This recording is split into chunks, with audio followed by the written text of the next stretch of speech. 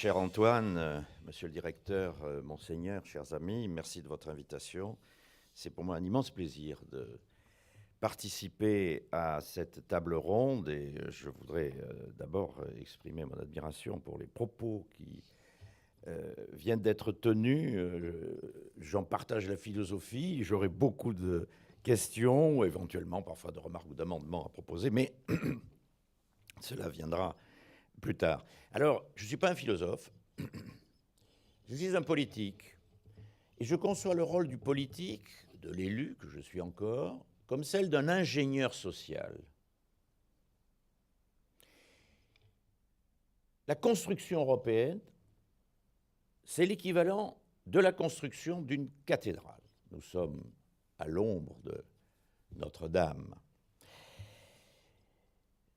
La plupart des cathédrales, il a fallu un siècle. J'étais il y a quelques jours à Auxerre. Je crois que la cathédrale d'Auxerre, on a mis 3 siècles à la construire. Ça fait 70 ans qu'on a commencé à construire la cathédrale européenne. Il faudra encore quelques décennies. Ça exige une patience que je qualifie de géologique. Alors, je ne suis pas un théologien, je ne suis pas un philosophe, je suis un tailleur de pierre. Je suis un ouvrier sur le chantier de Notre-Dame. Et naturellement, l'inspiration, elle vient des religieux, des philosophes, des hommes de science, mais on a besoin d'ingénieurs pour faire en sorte que ça tienne debout. Et la politique, c'est un art d'ingénieur qui consiste à faire vivre ensemble des hommes différents. Et dans le cas de la construction européenne, des peuples différents, qui ont des histoires différentes, qui appartiennent à des cultures différentes, qui ont des religions différentes, qui ont un passé différent, qui ont des intérêts différents, qui ont des passions différentes. Et je remercie le père Louzeau de nous avoir cité cette phrase de Keynes. En réalité, ce qui domine le monde, ce n'est pas du tout les intérêts. Keynes disait c'est les idées, et moi je dirais c'est les passions, en fait. Nous tenons beaucoup plus à nos passions qu'à nos intérêts. Et en tant qu'ingénieur social, je suis tout à fait d'accord avec le point 8 de votre proposition, consistant sur les 10 points, construire une politique européenne de construction de la paix et de la souveraineté partagée. Et cela a été dit par le père Louzeau et par Anne-Lorraine Bujon.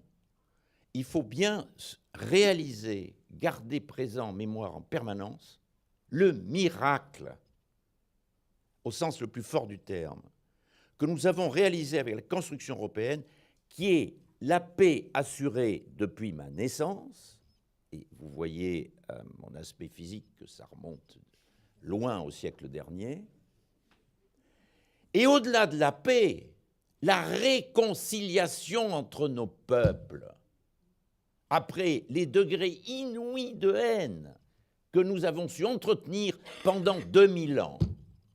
Entretenir pendant 2000 ans, malgré nos belles valeurs humanistes, chrétiennes et autres, que nous avons reniées à toutes les générations, mais que nous avons su, qu'à un quart, faire en sorte qu'elles inspirent vraiment notre action depuis quelques décennies. Alors ça ne veut pas dire du tout que nous soyons des saints, ça ne veut pas dire du tout que nous avons réglé tous les problèmes. Nous commettons énormément d'erreurs, nous sommes des êtres humains, nous succombons à toutes les tentations, mais plus à toutes les tentations. Nous arrivons à en éviter quelques-unes. Et je souscris aussi au point 4 de vos propositions, ou de nos propositions, promouvoir un droit personnaliste. Alors je ne sais pas pourquoi, dans la rédaction du point 4, c'est limité aux médias. Promouvoir un droit personnaliste dans les médias. Pour moi, ingénieur social, le personnalisme, ça consiste à considérer que la personne humaine, l'individu, est le but suprême de l'action, mais non pas l'individu non responsable, mais l'individu rendu responsable. Il n'y a pas de dignité humaine si l'être humain n'a pas sa responsabilité personnelle. Envers lui, envers ses proches, avec sa famille, envers ses amis, envers sa communauté politique, humaine, nationale, internationale. Et je crois qu'un des grands sujets que nous avons aujourd'hui dans toutes les démocraties, c'est de rappeler à nos électeurs qu'ils ont le droit de vote, mais qu'ils ont aussi un devoir de participer, et de participer évidemment constructivement et positivement à la vie de la communauté nationale. Et tout à l'heure, le père Louzeau évoquait l'admirable texte de Husserl en 1935, et au même moment, à peu près, paraissait l'ouvrage remarquable de Paul Hazard, La crise de la conscience européenne. Et dans la crise de la conscience européenne, dans une vue historique assez longue, Paul Hazard remarquait qu'on avait basculé en peu de temps d'une période où l'individu où la personne humaine était invitée à respecter fondamentalement ses devoirs envers Dieu, et qu'on avait basculé dans un système dans lequel l'individu entrait dans la sphère politique et réclamait ses droits, ses justes droits, naturellement.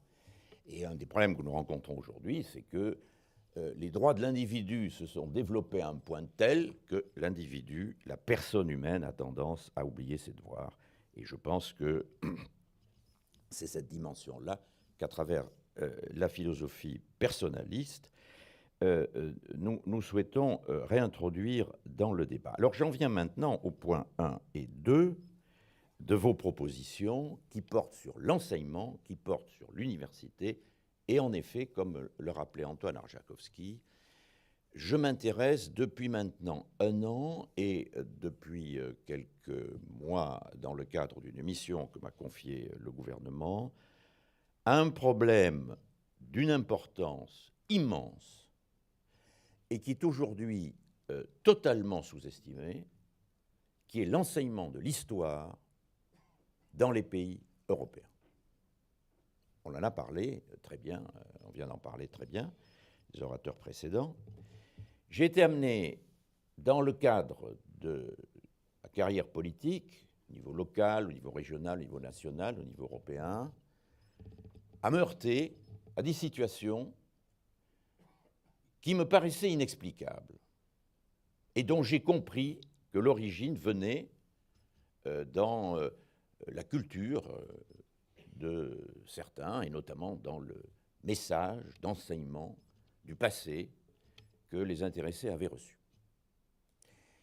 J'ai été, comme nous tous ici, d'abord surpris, puis inquiet, et aujourd'hui franchement angoissé, par la réapparition dans nos débats politiques nationaux, et du coup dans les débats européens, mais d'abord, fondamentalement, dans nos débats politiques nationaux. Alors, je ne parlerai pas effectivement du mot populiste, ni des mots extrémistes. Ce qui me frappe et me choque et m'angoisse, c'est la réapparition de discours de haine. Nous avons réconcilié nos peuples, et depuis une dizaine d'années, on a vu réapparaître petit à petit un discours de haine, qui n'est plus un discours de haine nationaliste au sens haine du pays voisin. Nous sommes vraiment réconciliés. Même Madame Le Pen n'est pas parvenue à faire fruit d'une germanophobie française, parce que la germanophobie n'existe plus en France. Mais la haine, oui, elle est réapparue. Oui, elle s'exprime. Et pas simplement de la part de partis extrémistes, de la part de porte-parole de partis modérés. Et on cherche partout des boucs émissaires.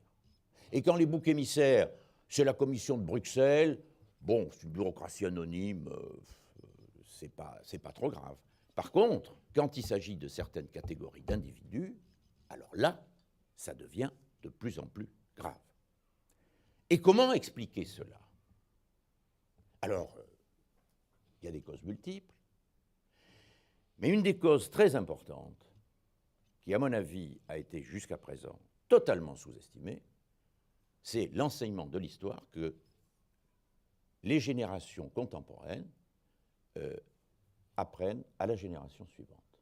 Et c'est pourquoi j'ai proposé au gouvernement, qui en a accepté le principe, que ça soit le premier thème soumis à débat et, si possible, à décision de la présidence française du Conseil de l'Europe, comme l'a rappelé Antoine Arjakovski. Le Conseil de l'Europe, vieille institution un peu belle endormie, belle au bois dormant, antérieure à l'Union européenne, qui siège à Strasbourg, qui géographiquement est beaucoup plus étendue. Elle va jusqu'à Vladivostok, en fait. Il y a la Russie, la Turquie et les pays du Caucase. Et elle est chargée de défendre les droits de l'homme et de veiller à la diffusion et la promotion et à l'enseignement des valeurs européennes communes inscrites dans la Convention européenne des droits de l'homme et de le faire à travers l'enseignement de ce qu'on appelait l'instruction civique, qui est maintenant l'enseignement moral et civique, et à travers l'enseignement de l'histoire. Mais c'est une institution qui a très peu de pouvoir, qui n'émet que des recommandations et qui n'est pas équipée pour s'assurer que ces recommandations sont suivies des faits. Et alors j'ai fait une enquête, j'ai fait le tour d'Europe, j'ai utilisé tous les moyens d'information dont dispose le ministère des Affaires étrangères, et je suis arrivé à un état des lieux qui est particulièrement inquiétant. Au fond, nous avons 3 catégories pour ce qui concerne l'enseignement scolaire de l'histoire, niveau enseignement secondaire, collège et lycée, 3 catégories de pays en Europe, au sens du Conseil de l'Europe. Il y a des pays qui sont en conflit gelé, qu'on appelle diplomatiquement des conflits gelés. Il y en a plus qu'on ne croit. Alors évidemment, c'est l'Ukraine dans la relation avec la Russie, c'est pratiquement tous les pays riverains de la mer Noire et du Caucase, c'est la Moldavie, c'est la Bosnie-Herzégovine, c'est Serbie-Kosovo et c'est Irlande du Nord.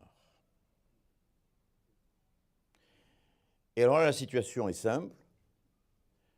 L'enseignement de l'histoire sert à conforter la thèse de chaque pays ou de chaque communauté.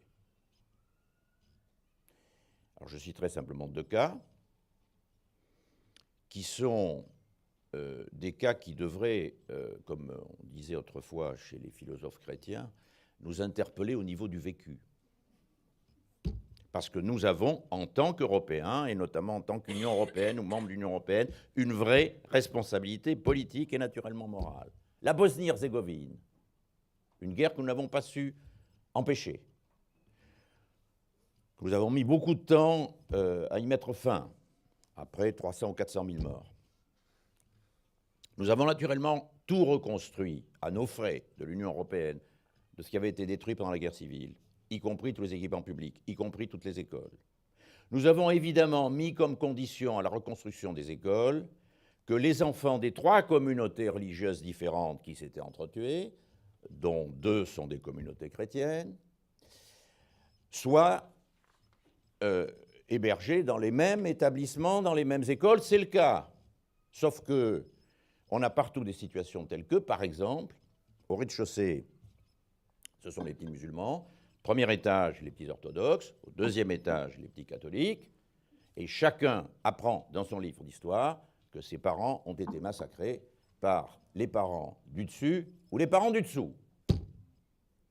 Tout ça sous l'égide de l'Union européenne. Avec le comble qui est la zone de Bourchko. Bourchko, à la fin de la guerre civile, aucune des communautés n'avait réussi à s'en emparer, donc il y a un statut à part. Et donc à Bourchko, alors là, on a obtenu que les enfants des 3 religions soient dans la même salle de classe. Mais chaque enfant amène son livre d'histoire à lui ou à elle. Hein? C'est pas mal, ça. Je serais tenté de dire il y a pire, qui est l'Irlande du Nord. Oui, c'est passé le même problème qu'en Bosnie-Herzégovine. C'est-à-dire qu'en Bosnie-Herzégovine, il y a eu un accord en 1995, les accords de Dayton, qui ont mis fin à la guerre. Mais le processus de réconciliation entre les communautés qui faisaient la guerre n'a jamais commencé. Et en Irlande du Nord, il y a eu l'accord du Vendredi Saint, le Good Friday Agreement, en 1998, avec comme médiateur le président Clinton, la communauté irlandaise américaine et l'Union européenne. Mais la réconciliation n'a jamais commencé. Et aujourd'hui, à Belfast et à Londonderry, vous avez plus de murs et de fils de fer barbelés qu'il n'y en avait en 1998. Et depuis, les petits catholiques d'Irlande du Nord vont toujours dans les écoles catholiques, les petits protestants dans les écoles protestantes, et chacun apprend à haïr l'autre. Et donc nous, je considère que c'est une responsabilité collective, nous avons veillé à ce que les haines qui avaient conduit jusqu'en 1998 à une guerre civile qui a fait 3500 morts soient soigneusement transmises à la génération suivante. C'est fait. Ah, la belle affaire. Et nous prétendons donner des leçons de morale au reste du monde, en matière écologique ou autre. Et nous nous culpabilisons pour la période esclavagiste ou colonialiste. C'est bien. Mais moi, je suis un ingénieur qui bâtit ma cathédrale. Et donc, ce qu'ont fait mes ancêtres, je le laisse aux historiens pour le coup. Par contre, je ne tolérerai pas que nous soyons dans une situation dans laquelle la génération actuelle d'une Europe dont les peuples sont réconciliés enseigne le maintien, la survie, voire la réanimation de haines ancestrales. Alors ça, c'est la première partie. Il y a une deuxième partie de pays européens qui n'est pas très différente, mais il n'y a pas de conflit gelé, mais il y a des possibilités de conflit latents.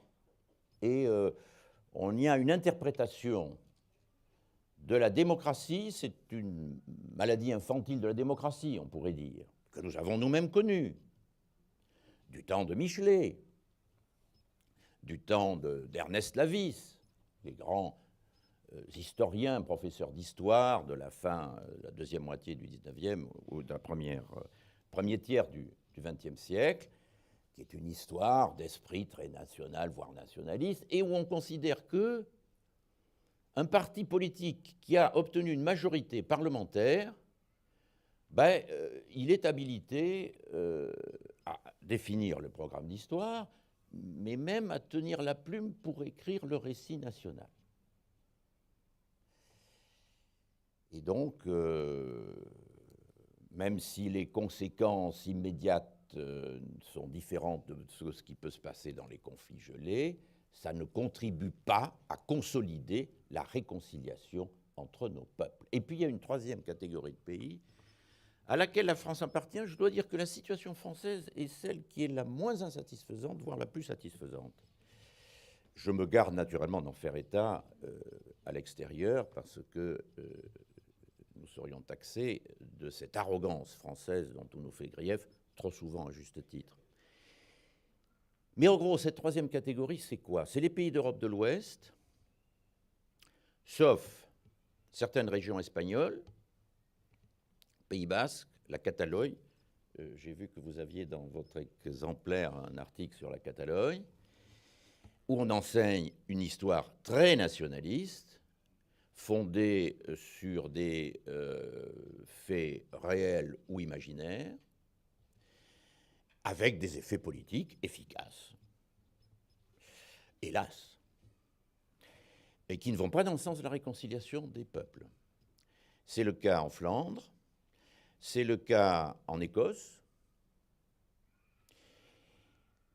mais mis à part ces cas régionaux,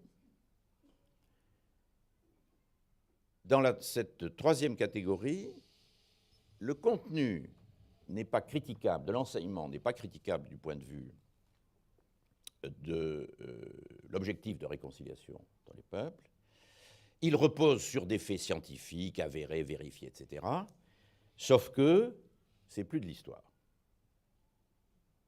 Parce que là, les historiens sont paralysés, et du coup, la société, les hommes politiques sont paralysés à l'idée de parler du passé. Parce que comme cela a été rappelé, ben, le passé est un passé de guerre, le passé est un passé de massacre. Et donc on se dit, mais si on raconte à nos enfants ce qui s'est passé du temps de nos parents et de nos grands-parents, alors que, grâce à la réconciliation entre nos peuples, ils ne peuvent même plus se représenter un monde dans lequel la guerre serait possible. Nous risquons de leur redonner goût à la guerre. D'autre part, se produit un phénomène très curieux, très curieux, très pernicieux, de jugement anachronique du comportement des personnages du passé. Nous sommes vraiment tous tentés de juger les personnages du passé, et les faits d'ailleurs du passé, avec les standards éthiques très élevés que nous enrichissons tous les jours d'aujourd'hui. Mais jugés à l'aune de nos standards éthiques d'aujourd'hui, il n'y a plus un seul héros national. Il n'y en a plus un seul. Tout dirigeant politique important, tout général naturellement, a commis des crimes de masse parce qu'il y a eu des batailles. Jules Ferry, le fondateur de l'école de la Troisième République, était un apôtre très actif de la colonisation, que d'ailleurs il concevait non pas comme un moyen d'exploiter d'autres peuples, mais comme un devoir des civilisations avancées vis-à-vis des civilisations qui étaient en retard. Et donc il faut brûler Jules Ferry. Même la proclamation du suffrage universel, ce n'était pas un vrai progrès, parce que le suffrage universel au départ, c'était uniquement un suffrage universel masculin, n'en parlons plus. De la même manière d'ailleurs, et ça va beaucoup plus loin aux États-Unis, dans les universités américaines, on ne cite plus les noms des pères fondateurs des États-Unis d'Amérique. Pourquoi? Parce que c'était tous des esclavagistes. Évidemment, c'était des Virginiens. L'économie de la Virginie à la fin du XVIIIe siècle reposait sur ces plantations de sucre dans lesquelles les ouvriers étaient des esclaves. Jugé à cette aune, qui peut être considéré comme un héros? Je ne sais pas si vous avez suivi que cette semaine, il y a une énorme émotion en Pologne à la suite d'un reportage absolument remarquable qui fait apparaître qu'au sein de l'Église catholique polonaise depuis longtemps, la pédophilie était une pratique très répandue. Alors pour les Polonais, c'est un choc extraordinaire. Mais vous allez voir dans quelques jours qu'on va poser la question qu'a fait Karol Wojtyła quand il était évêque puis archevêque de Cracovie. Car les faits remontent à cette époque. Donc il a fermé les yeux. Depuis, il a été proclamé saint par l'Église catholique. Donc lui-même, ce n'était pas un héros. Donc il n'y a plus de héros. Et donc du coup, on enseigne une histoire dans laquelle on ne parle pas des événements, parce que ces événements qui étaient pendant des guerres, ou immédiatement avant, ou immédiatement après, et il n'y a plus, on ne parle plus des grands hommes, des grandes femmes, des grandes personnalités du passé, parce qu'ils ont tous du sang sur les mains ou ils n'appliquaient pas nos principes éthiques d'aujourd'hui. Donc, ce n'est pas de l'histoire qu'on enseigne. Ce n'est pas de l'histoire. Alors, c'est ce qu'on appelle l'histoire transversale. Donc, l'invention de l'agriculture sous l'Antiquité, la christianisation de l'Europe, ça c'est évidemment intéressant, la révolution industrielle et notamment la condition des malheureux ouvriers ou des malheureux mineurs dans les mines de charbon, etc. Ce qui veut dire... Alors j'ajoute que dans un bon tiers des pays d'Europe de l'Ouest, c'est le cas à l'Angleterre, c'est le cas aux Pays-Bas, l'histoire n'est même pas une matière obligatoire à la fin des études secondaires. Et j'ai vérifié, avec des statistiques, des chiffres, etc., que quand on offre à des lycéens à l'âge de passer ce qui est chez nous est le bac, qui existe sous des formes différentes un peu partout, le choix entre l'histoire, le football ou le violon. Les garçons choisissent le football, les filles choisissent le violon. C'est parfois le contraire. Et en moyenne, l'histoire est choisie entre 8 et 30% des élèves, là où c'est une matière à option. Ce qui veut dire, je vais exagérer un peu, je suis gascon, il faut me laisser le droit d'exagérer un peu, mais ce que je vais dire, comme c'est le cas des Gascons, c'est Bayonne, effectivement, monsieur le directeur, et donc je parle sous votre contrôle. Je mettais des lignes rouges à mon exagération. Mais nous sommes menacés d'avoir une Europe avec deux catégories de pays, ceux dans lesquels l'enseignement de l'histoire est une propagande nationaliste, dont on a connu tous les méfaits depuis 2 siècles, et ceux qui forment des petits amnésiques. Et un pays qui forme des petits amnésiques, alors bonjour les dégâts. Parce qu'effectivement, ça veut dire qu'on ne connaît pas nos racines. On ne sait pas ce qu'ont fait nos parents et nos grands-parents. Et ce n'est pas un hasard, à mon sens, si un pays comme les Pays-Bas, où l'histoire est une matière donc à option, a vu en une dizaine d'années apparaître successivement au firmament de la politique nationale ces extrémistes xénophobes successifs qu'ont été Pim Fortuyn, qui a été assassiné, puis Geert Wilders, personnage en face duquel Marine Le Pen paraît extraordinairement modérée, et maintenant, pire que Geert Wilders depuis 6 semaines, on verra si ça se vérifie, j'espère que non, le 26 mai prochain, un nouveau parti d'extrême droite, le Forum, je ne sais pas quel est son nom exact, de M. Thierry Baudet, parce qu'à partir du moment où vous ne savez rien du passé, ben, vous êtes à la merci du premier charlatan qui raconte n'importe quoi sur n'importe quelle époque ou sur n'importe qui, et qui évidemment